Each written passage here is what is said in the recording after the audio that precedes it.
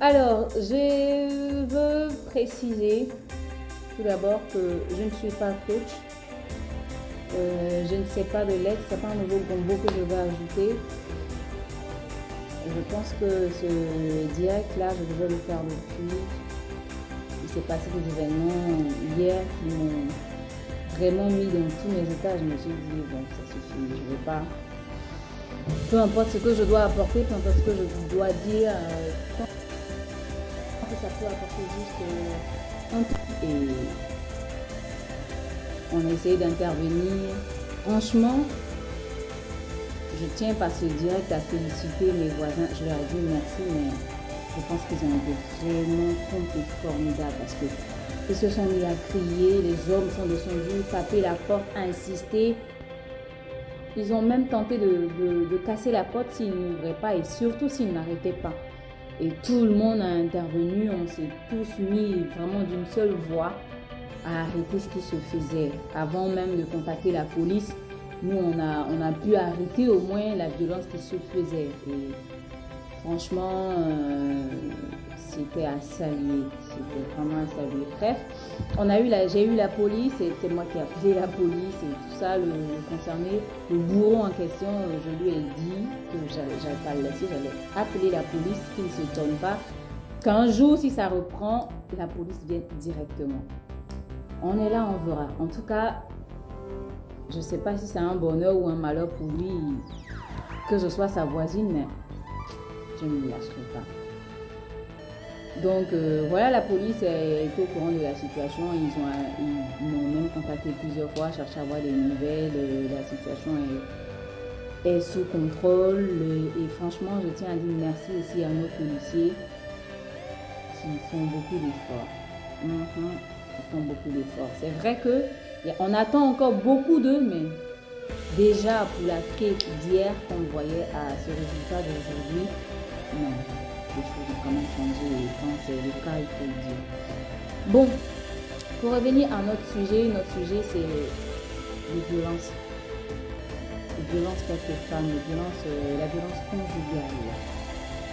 Donc, certainement les violences faites aussi aux enfants. Bref. Mon premier point, l'accent que je veux mettre sur la personne violentée en tant que telle. Parfois, même pas parfois, on est venu de beaucoup de familles qui ont été toxiques. De par le manque d'amour, de par le manque de chaleur. Après, c'est vrai qu'on n'est pas parfait, il n'y a pas de meilleurs parents. Mais africains que nous sommes, on peut se reconnaître dans plein de choses qu'on a vécues dans notre enfance, qui nous ont certainement laissé des traces, qui nous ont marqués. Et donc, ces victimes-là sont généralement des personnes qui ont des blessures antérieures. C'est des personnes qui sont déjà fragiles à la base, moralement, émotionnellement.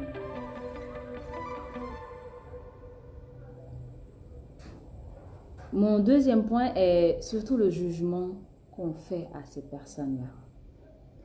Déjà hier dans mon post, j'ai vu plein de personnes qui ont mis en commentaire, mais toi on te frappe, tu fais quoi là-bas? Le mariage c'est pas forcé, le mariage c'est pas une fin en soi. Qu'est-ce qu'elle fout là-bas? Elle aussi elle aime se faire battre. Qui peut aimer se faire battre? Qui peut aimer se faire maltraiter? Qui peut aimer ça? Mais bon, je pense que plein d'entre vous disent ce genre de choses parce que il y a beaucoup de choses qu'ils ne savent pas. Il y a beaucoup de choses qu'ils ne savent pas. Et quand on est ignorant sur plein de choses, on peut dire des choses absurdes. Voilà.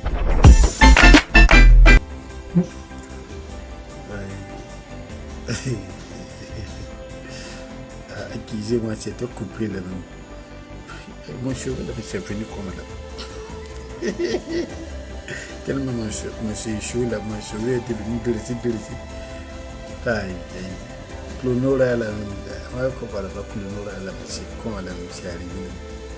Ah, non, les gars, la famille. pourquoi ne pas prier Dieu? Je crois que vous cherchez là, vous êtes arrivé là. C'est Dieu. Donc nous tous là, Dieu l'a donné ce temps de repos là pour qu'on pense véritablement à notre destin, on pense véritablement à notre union avec Dieu, on pense véritablement à notre, comment on appelle ça, marche avec lui. Je dis comment on se comporte avec Dieu. C'est ça que Dieu a fait ça. Il n'a qu'à penser vraiment, penser beaucoup. J'étais en train de dormir comme ça, puis ça est venu dans ma tête comme ça, pow! Il dit seulement, quand je suis ouvert les yeux, je regarde seulement, j'ai défrisé avec mon tête là, surtout quand je me dis, bon, ça là, c'est arrivé comme ça là. Parce que là, les enfants ne vont pas à l'école, ils sont à la maison, c'est le moment de leur donner notre amour, notre affection. Parler avec nos enfants, leur donner inculquer notre éducation. Mais c'est là, il parlait ça, c'était où c'est là? Il parlait ça au Tchad. C'est Tchad, on dit inculquer les vraies valeurs aux enfants. C'est au Tchad, il parlait français comme ça. C'est l'occasion de leur inculquer les vraies valeurs et une très bonne éducation. Il ne faut pas les élever les enfants, il faut les éduquer. Et donc, cette maladie est venue, il est ici à la maison, et puis c'est le moment aussi d'apporter son amour aux prochains, aux voisins, à tout le monde qui aussi habite autour de toi là. Et c'est l'occasion aussi de leur apporter ton amour et de partage. C'est un moment de partage. Avec ceux qui n'est pas, tu donnes un peu, c'est faire la sociale. Et donc, je n'ai pas coupé mon cheveu là. J'ai vendu un mèche humaine. Oh. Georgie, j'ai vendu mon cheveu là, mèche humaine. Je n'ai pas coupé. Voilà, ça ici en train de pousser. Si tu veux commander, il faut commander. C'est mèche humaine. C'est moi, je ne sais pas si c'est l'argent. Pour les Indiens là, si un Africain peut vendre son cheveu, tu dis pourquoi il est coupé. C'est pas ça qui est en train de pousser là. Ça va venir beaucoup. Mon cheveu là, ça pousse. Beaucoup, ça va venir. Donc, il faut ensemble là, il faut que on se met ensemble et puis on apporte une bonne et vraie valeur à nos enfants. C'est pourquoi je pense que ce temps-là est. Et aussi notre relation avec Dieu. Qu'est-ce qui nous en fait par rapport à notre relation avec Dieu? Qu'est-ce qui nous en fait? Alors, j'en dirais même plus que c'est le moment de revenir en soi-même et s'asseoir qu'il existe bel et bien un Dieu. Et ce Dieu-là, il est là. Parce que même les puissances mondiaux n'ont pas encore trouvé médicaments. Ceux qui ont fabriqué les armes plus puissantes, on dit description massive. On regarde ça dans les films, dans l'homme étrange. Description massive. Et là, ces gens-là n'ont même pas trouvé de médicaments pour soigner la maladie ça là. Et ils ne peuvent pas trouver de médicaments. Regarde comment les gens morts en pagaille. Les gens morts seulement. Les morts savaient. Jusqu'à maintenant, là, on dit qu'il n'y a pas de place même. Il n'y a plus de cercueil. On prend et puis on fait force commune là. On jette les gens dedans. On jette dedans. Dieu dit. C'est le moment où il va revenir vers nous. Et puis ça, je dois penser. Chacun n'a qu'à prier pour son frère. L'amour n'a qu'à renforcer. Il y a trop de choses qui se vivent dans le monde. Dieu l'a dit. Quittera ton père et ton mère pour tasser à une femme. Il n'est pas dit, tu quitteras ton père et ta mère pour, et regarde bien, tu quitteras ton père et ta mère pour t'attacher à une autre femme ou bien à un autre homme. Bon, ça aussi, c'est venu compliquer un peu. Les femmes qui n'ont pas marié là, avant, elles vont laisser comme ça. Au chômage, c'est pas bon. Les garçons, il ne faut pas gaspiller les produits. Les femmes, ils ont besoin de ça. C'est pourquoi Dieu a fait un homme, et puis une femme. un homme et puis une femme. Tu dois pousser. Hey, hey, hey, hey, hey. Hey, magnifique. Je suis confirmé. Je suis fatigué de porter habit. Elle est magnifique.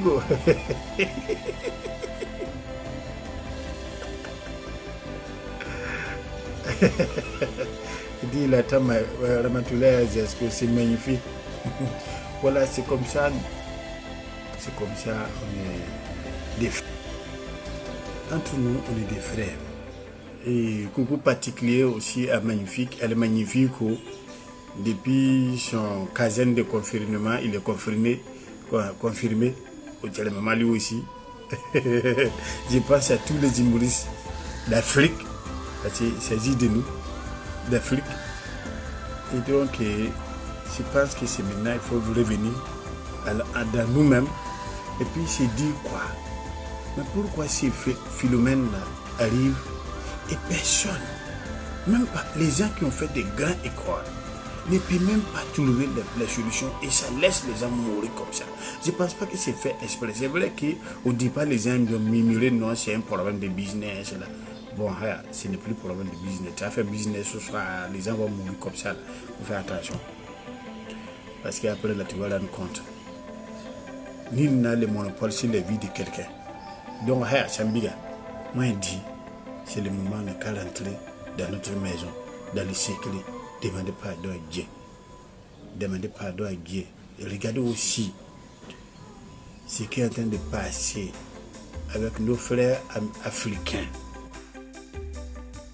Sénégalais, Camerounais, Gabonais, Togolais, Béninois, tous ceux-là qui sont là. Parce qu'en Sine, nous, on ne va rien faire là-bas. C'est pour aller payer marchandises pour revenir. Qui vit chez nous ici tranquillement. Nous, que ce soit, peu importe ce qui se passe dans le monde, on n'a jamais touché un Chinois chez nous ici. La preuve, c'est qu'on voulait faire avec eux là. On a eu notre compte à Ogene.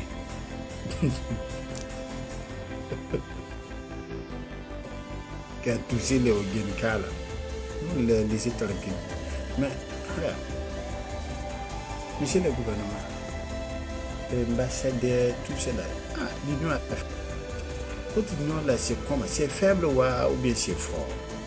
Pendant qu'on tape les Africains, on les chasse comme des bœufs, comme des poulets. Même poulets, même anciens, on respecte. Parce que quand tu regardes la rue, là, chacun a fait rentrer son animal. On respecte ça, plus que nous les Africains. Est-ce que nous sommes des sous-hommes? Regarde les gens qu'on tabasse, on frappe de la rue. C'est pas normal. Il y en a qui disent non, c'est quoi, vous êtes parti chercher là-bas? Non, mais c'est ça qu'on appelle l'échange culturel. Les Chinois, quand ils viennent ici, ils nous apportent ce qu'ils savent faire. Donc nous, c'est quand nous on va là-bas, c'est échange. On doit pouvoir cohabiter ensemble. De toute façon, il y a l'ambassade chinoise ici. Là. On ne demande pas pourquoi nos ambassadeurs sont partis faire quoi en Chine. C'est parce qu'il y aura des échanges. Donc quand nos compatriotes sont là-bas, quand même, il faut pouvoir les protéger. Regarde comment les gens, on frappe les Africains de la rue comme ça. On n'a même pas des pères ou des mères. Hein? Donc il faut que nos autorités réagissent en paix. Ce n'est pas la comédie qui est là, c'est la réalité. Les gens souffrent. Quelqu'un qui est loin de son famille. On s'est dit on va là-bas parce qu'on a nos ambassades là-bas. Alors quand on arrive là-bas, quand même les ambassadeurs aussi, vous êtes là-bas, là, c'est comme vous êtes nos présidents. C'est le président qui vous a envoyé là-bas. Mais quand il vous a envoyé là-bas aussi, là, quand il y a problème là, vous n'avez qu'à se unir, vous tous, les Africains même. Il y a trop de négligence. Je ne sais pas. Les choses tâtonnent comme ça. Regarde une fille qui a un témoignage qui dit qu'elle a marié un Américain. Il y a une fille américaine qui a marié son gars. Les deux vivent ensemble. Quand les Chinois sont venus pour ramasser et aider là, quand la fille a donné son passeport, on regarde dedans, c'est américain. Tout de suite, ils ont laissé lui. Et on dit non, on va prendre ton gars là, on va aller le contrôler au poste, il va faire 3 jours là-bas. Aïe, on vit ensemble, on est dans la même toile.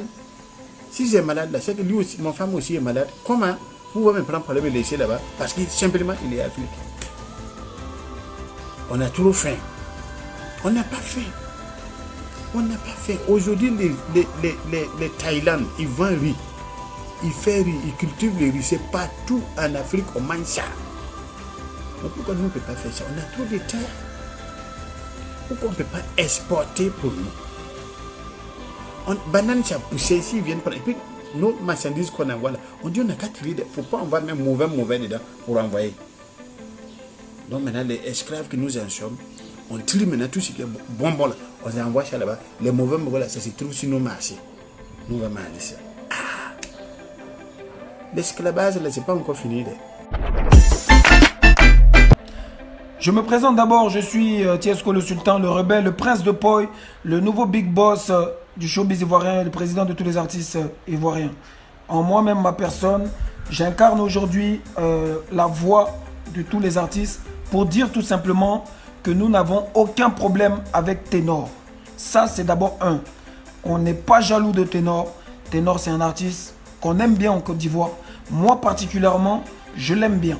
J'ai eu à le soutenir à Lyon. Lorsqu'il a fait un showcase à Lyon, j'ai participé à la promotion de ce showcase-là. Quand il était encore en train de monter en puissance. Ok?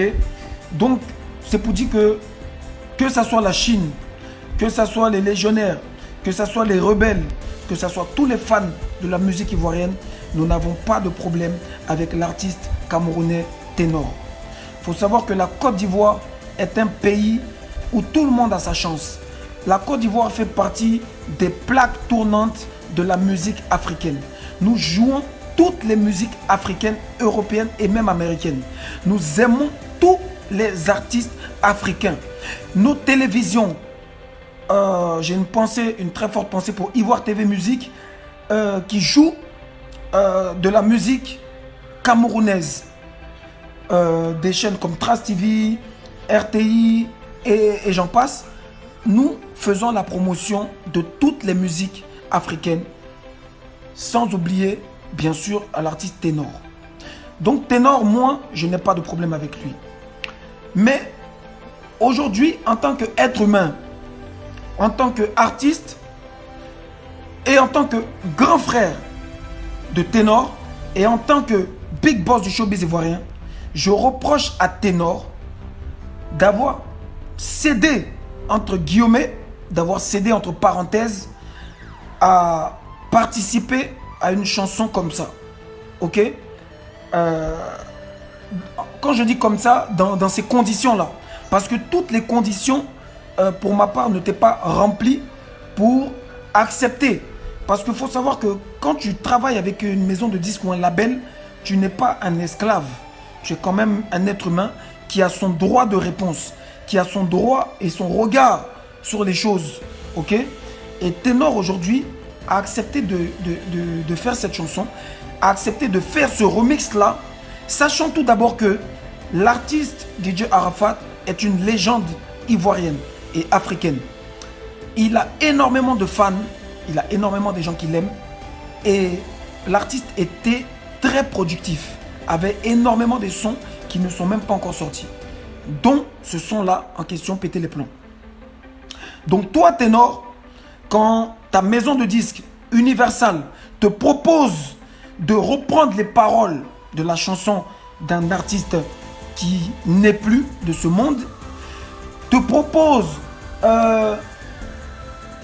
d'apparaître sur la chaîne YouTube d'un artiste qui n'est plus de ce monde et te propose de faire un featuring qui n'est pas avec un artiste qui n'est plus de ce monde. Pour ma part, je trouve que Ténor aurait dû refuser ça. Parce que Ténor, c'est un artiste qui a une très bonne base fan. C'est un artiste qui est aimé en Côte d'Ivoire. C'est un artiste qui a déjà fait des millions de vues et qui n'a pas forcément besoin de faire ça pour se faire aimer par le public ivoirien. Parce que le public ivoirien l'aime déjà. Le public ivoirien l'a déjà adopté. Mais tu ne peux pas aimer l'enfant de quelqu'un d'autre plus que toi-même ton enfant. Quel que soit l'amour que tu peux porter à l'enfant d'autrui, l'amour de ton enfant propre passera toujours avant l'amour de l'enfant de l'autre. Mais ça ne veut pas dire que tu n'as pas l'amour des autres. Donc Ténor, on l'aime, on l'a validé, c'est vrai. Mais la Côte d'Ivoire DJ Arafat, il est ivoirien. Donc même si une maison de disques travaille avec n'importe quel artiste du monde, je pense qu'il faut quand même d'abord demander l'avis aux Ivoiriens. Il faut quand même demander l'avis de la famille, l'avis de ses fans avant de faire certaines choses. Si Ténor, qui est un petit frère à moi, dit qu'il est un bon petit de DJ Arafat, dit qu'il a des couilles, il devait se comporter en quelqu'un qui a des couilles, des coronesses, faire une vidéo et demander l'avis des Chinois. C'est ça qu'on appelle le respect. Demander l'avis des fans ivoiriens et africains. C'est ça qu'on appelle le respect. Parce que DJ Arafat, quand tu dis que c'est ton bon petit là, que c'est ton bon vieux père là, c'est comme ça que lui se comportait. Donc tu fais une vidéo en direct et tu parles avec les fans de ton vieux père, que les fans, voilà ce qui se passe. On me propose de chanter sur le morceau de votre artiste qui n'est plus.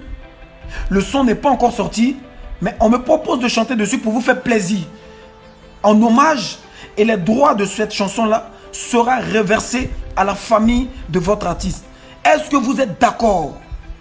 C'est comme ça qu'on fait. Chez nous en Afrique, c'est comme ça qu'on fait.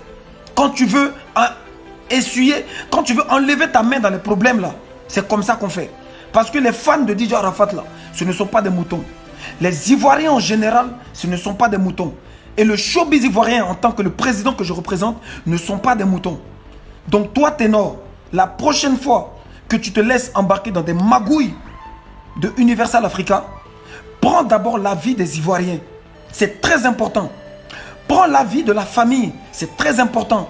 Prends l'avis du showbiz ivoirien. Prends l'avis de ses fans. Sinon, nous, on n'a rien contre toi, négro. On n'a pas de problème avec toi. On t'a déjà adopté. Tu es venu chanter au stade Félix Houphouët-Boigny.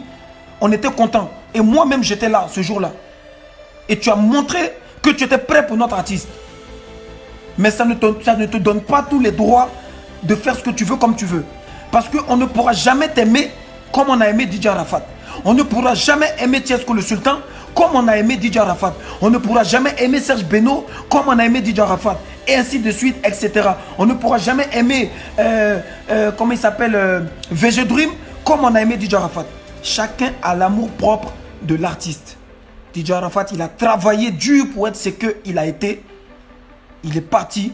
Je pense que le respect de sa mémoire veut que quand quelque chose doit être fait en son nom, tout le monde ait le droit de regard, tout le monde soit concerté pour qu'on puisse donner une réponse pour dire que oui, tel ou tel peut le faire. Moi, j'ai fait un hommage à DJ Arafat, je l'ai mis sur ma chaîne YouTube.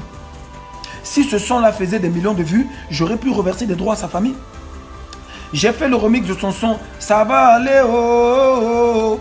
Je l'ai mis sur ma chaîne YouTube et j'ai écrit remix et comment on appelle ça, et cover. Et je l'ai mis sur ma chaîne YouTube. Si ce son a fait des millions de vues, je vais donner les droits à sa famille. Tu comprends? Donc pour donner les droits à une famille de quelqu'un là, on n'a pas besoin de chercher non pour ça. On n'a pas besoin de s'impliquer dans la vie de la personne pour ça. Celui qui a envie de donner 1 million à quelqu'un là, il n'a pas besoin je ne sais pas comment dire, de trop s'impliquer dans sa vie pour lui donner 1 million. Si tu aimes Tiesco le Sultan, que tu veux lui donner 1 million pour l'aider, eh bien tu lui donnes. Mais tu n'as pas besoin de rentrer dans sa famille, dans ses profondeurs pour lui donner 1 million. Donc tout ça pour dire à Ténor que si tu veux vraiment aider DJ Arafat, fais-le avec ton cœur.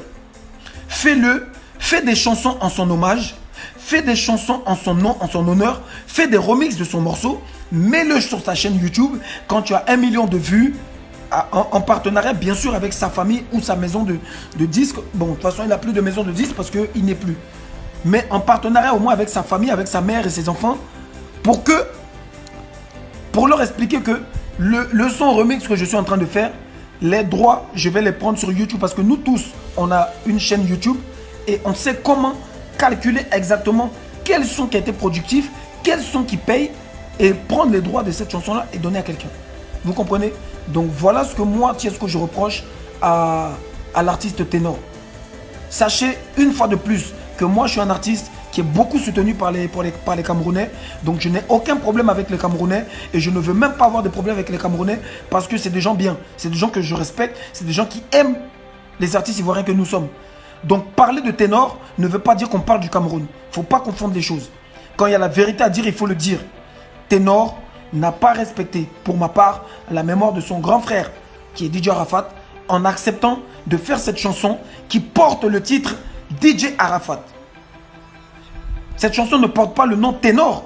Cette chanson porte le titre DJ Arafat. Featuring Ténor, sans remix. Et le son d'Arafat. Voilà. Et ça ne se fait pas. Voilà. Tout simplement, Ténor aurait dû demander, même s'il a été forcé par Universal Africa, qui est une maison de disques très douteuse, parce que depuis, on s'est battu de maintes pieds, matin, midi, soir, pour pouvoir avoir le disque d'or. On n'a pas pu avoir, parce qu'on n'a pas eu le soutien exact de Universal Music. On n'a pas eu le soutien exact, autant pour moi, de Universal Afrique, pour que notre légende ait son disque d'or. Donc, est une maison de disques très douteuse. Est une maison de disques qui est venue foutre la zizanie en Afrique et en Côte d'Ivoire en particulier. Et ça, nous ne sommes pas d'accord. Aujourd'hui, vous ne pouvez pas venir. Voilà, donc, en gros, j'ai fini avec la parenthèse Ténor. Dites à Ténor que moi, Tiesco, le sultan, artiste et big boss du showbiz ivoirien, je ne suis pas content de lui, mais ça ne veut pas dire que j'ai quelque chose contre lui, ça ne veut pas dire que je ne l'aime pas, et ça ne veut pas dire qu'il a mal chanté, et ça ne veut pas dire que je suis plus fort que lui. Non, loin de là. La chanson, il a très bien chanté. Belle chanson. Il a bien posé, il a bien rappé, il a tout fait. Rien à dire. Le gars, il est fort, et ça, tout le monde le connaît, tout le monde l'a reconnu. Le problème, il n'est pas là. Le problème, il est que on ne chante pas, on ne prend pas la chanson de quelqu'un sans sa famille, sans concerter ses fans, et sans même que la chanson en elle-même soit sortie. Vous comprenez? La chanson Péter les plombs. J'ai fini avec Ténor, c'est bon, ok? La chanson Péter les plombs de DJ Arafat, il faut savoir que Universal Africa n'a aucun droit sur la chanson de DJ Arafat. Universal Africa a signé un contrat avec DJ Arafat sur son album. Écoutez bien, sur son album, et peut-être ses deux derniers sons, qui est Moto Moto et Kong. Ok? Et encore, je ne suis même pas sûr. Les deux derniers sons, je ne suis pas sûr. Mais l'album a été signé par Universal Music. Et ils ont les droits sur les sons qui sont sur cet album et les droits de toutes ces chansons-là. Mais ils n'ont pas les droits sur toutes les chansons passées de DJ Arafat. Ils n'ont pas les droits sur toutes les chansons à venir qui sont encore dans son ordinateur de DJ Arafat.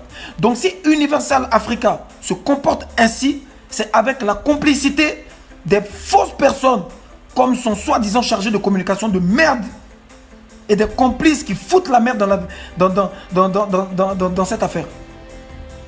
Universal Africa, il faut savoir que cette chanson Péter les plombs est une coproduction de M Group, du grand frère Mori le Mola. La chanson Péter les plombs de DJ Arafat, là, pour ceux qui ne le savent pas, je vous le dis aujourd'hui, est une coproduction avec M Group Mori le Mola. Ils sont allés au Maroc, vous avez entendu cette chanson, et cette chanson devait sortir. Le clip a été réalisé au Maroc. Et Mori le Mola, qui est un grand frère, il a l'exclusivité de cette chanson. Il a le clip en question. Le clip, il est là, il est prêt. Il a proposé le clip à Universal. Écoutez-moi bien, parce que c'est les vraies infos que je vous parle. Je ne suis pas en train de vous blaguer, je ne suis pas là pour les gens. Je vous ai toujours dit, vous pensez savoir quelque chose. Vous pensez connaître le showbiz, mais vous ne connaissez pas le showbiz. Vous pensez avoir des conseils dans le showbiz, mais vous ne connaissez pas. C'est notre métier à nous. Le son Péter les plombs appartient, entre guillemets, à M Group, à Didier et sa famille. Péter les plombs a été proposé par Mori le Mola et sa structure, et il a le clip en intégralité, et c'est l'un des derniers clips même que DJ Arafat a fait. C'est le dernier clip même que DJ Arafat a fait. Il a le clip, il a proposé le clip à Universal. Il leur a dit, voilà, moi je peux vous donner le clip si vous repartissez les droits correctement. Vous donnez à la structure M Group ce que vous avez à leur donner, vous donnez à sa mère, vous donnez à ses enfants, à ses femmes, on vous donne le son et vous le bombardez, vous prenez ce que vous voulez. Ok? Mais bien sûr, les droits seront répartis. Ils ont dit ok. Jusque-là, ils ont fait ce qu'ils avaient à faire sans demander l'avis de qui que ce soit. Moi, j'ai appelé Maman Tina aujourd'hui. Elle n'est au courant de rien. Que ce soit pour le clip Kong, personne ne l'a contacté. Personne n'a contacté Maman Tina pour le clip Kong. Personne ne lui a demandé son avis. Et c'est aujourd'hui pareil.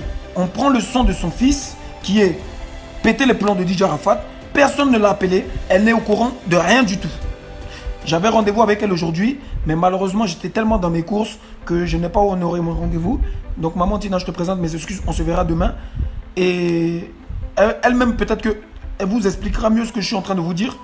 Elle n'est au courant de rien, alors qu'elle est quand même l'ayant droit principal, parce que les enfants sont encore mineurs. Mollard, avec sa structure M-Group, n'est au courant de rien. Et ils font cette chanson sans l'avis de qui que ce soit. Ils la mettent sur sa chaîne YouTube. Donc, ce n'est pas normal. Universal Africa, il faut respecter la mémoire de DJ Arafat. Il faut respecter la mémoire de ses fans. Il faut respecter la mémoire de cette légende. Il faut respecter les artistes ivoiriens que nous sommes. Vous ne pouvez pas venir dans un pays comme ça et foutre la merde, faire ce que vous voulez, comme vous voulez. La vie, c'est pas comme ça. La vie, c'est pas comme ça. Donc, frère, Maurice Le Mollard m'a dit qu'il a une réunion avec eux demain pour en savoir plus. On verra ce qui va en venir de cette réunion-là. Mais pour ma part, je pense que ce son-là, retiré de la chaîne YouTube de l'artiste et la page YouTube la page Facebook de l'artiste ne doit pas être une page où chacun vient faire sa publicité comme il veut. Il faut quand même respecter ses dernières publications. Vous ne pouvez pas venir balancer des choses comme ça à chaque fois. C'est quoi ça? Je pense que Ténor n'a pas besoin forcément de ça pour être un artiste international renommé. Il a déjà sa base fan, il est déjà. Vous ne pouvez pas l'imposer plus que ce qu'il est déjà. On ne peut pas l'aimer plus que notre propre enfant. L'amour a ses limites. Donc, arrivé un moment, il faut se respecter. Universal Africa fout la merde dans cette histoire de DJ Arafat. Avec la complicité de son chargé de communication, soi-disant, qui gère la page d'Aïchi Arafat Forever ou bien je ne sais pas quoi là. Ok? Donc, c'était pour vous expliquer ce qui est en train de se passer et qui est très grave. Mais quand on va parler, les gens vont dire, oh, toi, tu cherches buzz, tu cherches clash, tu cherches non. Eh, moi, je m'en bats les couilles de tout ce que vous pensez. Moi, je vous ai toujours dit, vous allez m'insulter, vous allez monter, vous allez descendre. Ça ne changera rien à ma vie. Je serai toujours là et je serai toujours le même et je serai toujours en tas. Je ne me suis pas levé un bon matin pour dire que non, je suis le big boss du showbiz ivoirien. Non, c'est parce que j'en ai dans la tête et j'ai du cœur. Et je veux de l'évolution de mon mouvement. Et je veux l'évolution de la musique ivoirienne, africaine en général. Donc c'est de ça qu'il s'agit. On attend le rendez-vous de demain avec Universal Africa. Si Ténor et Universal Africa veulent faire un son hommage à DJ Arafat, ils le font. Il n'y a pas de souci. Il le met sur sa chaîne YouTube. Nous tous, on va kiffer. Il n'y a pas de problème. C'est la même chose pour VG Dream. Il est venu, oui, hommage à Daichi Khan. Nous tous, on a fait hommage à Daichi Khan. Mais ce son-là n'a rien à faire dans l'album de l'artiste. Parce qu'on n'a pas besoin de chansons de VG Dream pour avoir un disque d'or. Sinon, il n'a plus de valeur, ce disque d'or-là. Donc, chacun fait son hommage. Chacun le met sur sa chaîne YouTube. Et chacun reverse les droits comme il peut à sa famille. Et basta. Mais la mémoire de l'artiste doit être respectée correctement. C'est tout ce qu'on vous demande. On ne vous demande rien de plus que ça. Moi, ma devise, musique rebelle, c'est le respect sera imposé.